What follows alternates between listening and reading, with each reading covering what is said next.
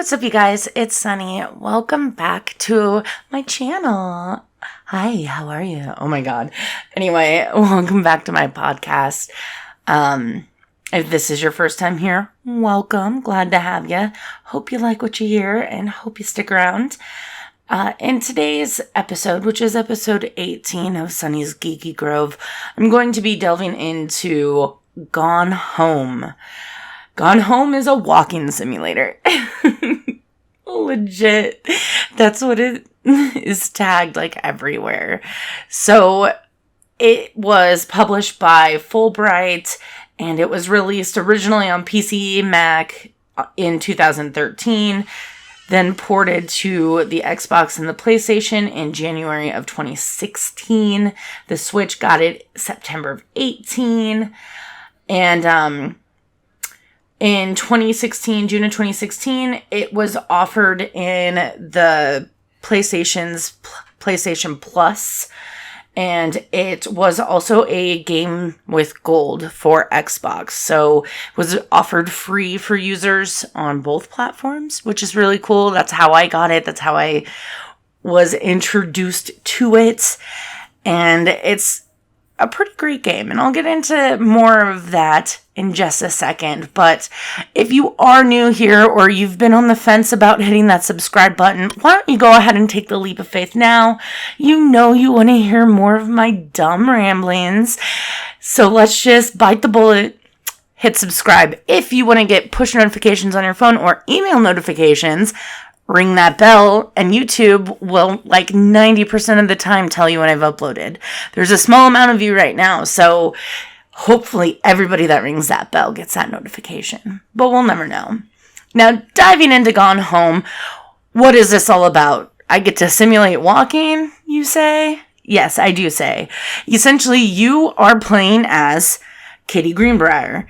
So she comes home after a year abroad studying in Europe, and she comes to this house that her father recently inherited from, her uncle. And Katie is just trying to piece together what exactly was going on during her year abroad, during her studies. What was her family doing? She has a mom, a dad, and a sister named Sam. During the course of her exploration of this house, she starts finding journal pages that Sam has written, even addresses them directly to Katie. And Sam leaves these notes around the house. There are different items that you can pick up and interact with. You can basically interact with just about everything in the game. A light switch, a door, a cupboard, objects like the duck, the faucets. You can interact with just about everything in it. And by doing so, you will get clues on most items. Some items are just trophies that will ding. But it's really great. It has a fantastic story. It's a very story-driven game. There's not any action. There's no horror. Although it does have a beautiful atmosphere.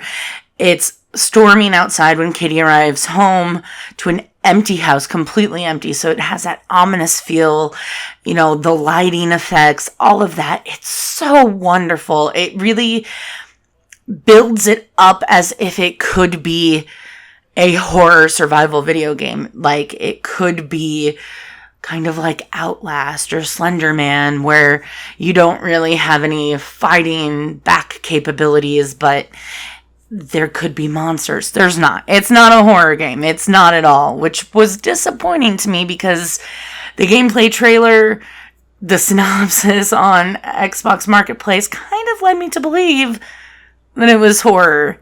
And it's not. It sure isn't. It is very not scary. But, like I said, it does have a really great story.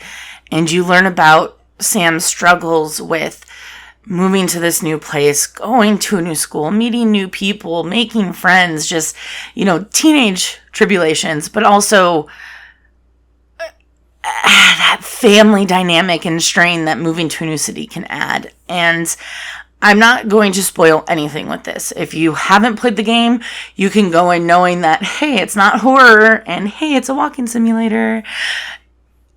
And that's it. You've gotta find the journal entries, find clues, find ways to figure out what exactly happened during your time gone away from your family.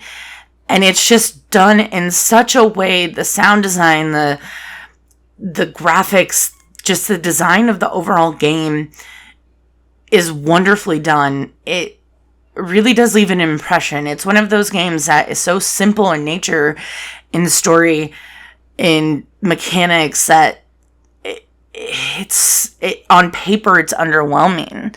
It truly is very underwhelming on paper. But when you're immersed in it, you think about it when you're not playing it. It's one of those games that can be beaten in less than a minute. There is a speedrun of it, and there is a speedrun achievement once you know everything. There's also, an achievement for finding all journal entries and finishing the game in under 10 minutes, so that's possible as well. I believe going through and 100%ing the game, if you will, by finding all the collectibles, I believe it took me about 40 minutes, so it's a short game. And that's with my play style of exploring as much as I can, trying to find every collectible, searching that out, searching in odd places, pressing buttons, pressing the interact button against the wall in hopes that maybe there's a hidden panel. That's all my years of playing Doom. It's just one of those games that really, it is up to you on how much time you want to spend in it. And that's just so great. It's so wonderful because of the fact that it is so simplistic in nature, and yet it has this really captivating style of music and sound. Music and sound are the same? Well, they're different. Music, sound, set, just all of these things. And then you have a pretty compelling story to top it off, and learning and discovering that and really understanding what's going on with the family. It makes for an enjoyable time that's not very stressful. There's no jump scares. There's nothing like that. Well, there might be a jump scare, actually, now that I think about it. Because I think in one section, if you will, a light randomly shuts off. And you're like, how'd that happen? But I think it was like a power surge or something. Anyway, not the point.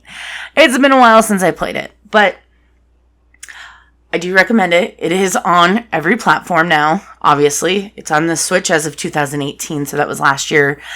And, I just can't see somebody playing it, going and knowing everything about, like, hey, it's not action-y, it's not horror, it's not a shooter. Like, knowing everything and deciding, I'm going to give it a go. I cannot see someone not enjoying it, not finding that the story is just riveting and kind of emotional. I enjoyed that aspect because sometimes they're a good story, but it doesn't do much for you. But this one kind of tugs a little on your heartstrings. And it's just so lovely. So for the PC, it looks like on most websites you can get it for about $9, $9 to $10. On the Xbox Marketplace and PlayStation Marketplace, they are both $14.99. They might be back on Games with Gold at some time or PS Plus. It's, that's all a variant, and we don't really know when that happens or if it would ever be a repeat. I know Xbox Games with Gold has definitely had repeats before, but like I said, we don't know. We'll never know unless they tell us. But yeah, so you can buy it right now and you could play it. I would say probably look for a cheaper price, because $15 for about maybe an hour and a half's worth of playtime may not be super great, but hey, your money, your choice, whatever you want to do. That's actually where I'm going to wrap it up here. Kind of a short one, but it's kind of a short game. I just really feel like highlighting this game is pretty important because, like I said, it is pretty darn great. If you have played the game, leave me a comment down below. If you're interested in it, in this revolutionary walking simulator, leave me a comment and tell me what intrigues you most about it. If you enjoyed this video, hit that like button. If you are new here and you would like to be, please subscribe. It helps me out a lot. And if you hit subscribe, or you have done so previously, but you've never rung that bell, why don't you go ahead and give that a try? See how that works out for you.